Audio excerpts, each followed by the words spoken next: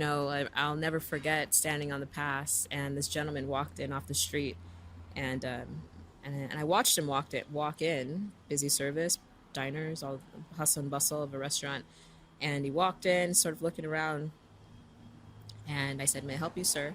And he's like, "No, I just wanted to walk in and feel the energy of this place. It drew me in." And we went on to have an incredible conversation, and I shared that I was the chef of the place and all the things, and he became one of our best customers. But that's that sort of intangible Yeah. thing that you want to create, and Yeah. that is, I feel, when people are like, "Oh, bad energy or vibes or whatever," like that's the team That's cool. emanating that out of their Yeah. body. Like you can't buy that, you can't, so like it was cool. It was a cool experience to lead that.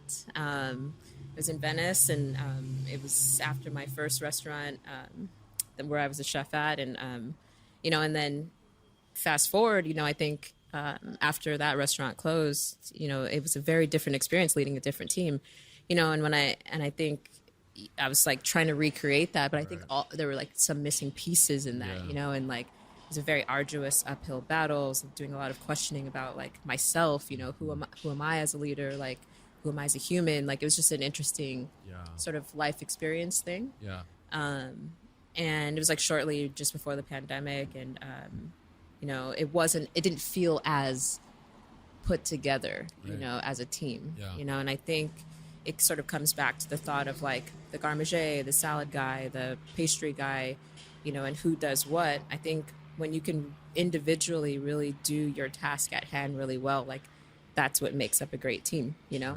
and the why and the buy-in of why you're there, Yeah. and people talk about leading by example, and those things. I think they're very important, and I think more so these days, being on teams in different capacities, leading teams also, wearing different hats per the day, Yeah.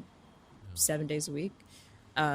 More so these days, I'm learning what like true leadership is more so than ever in my life.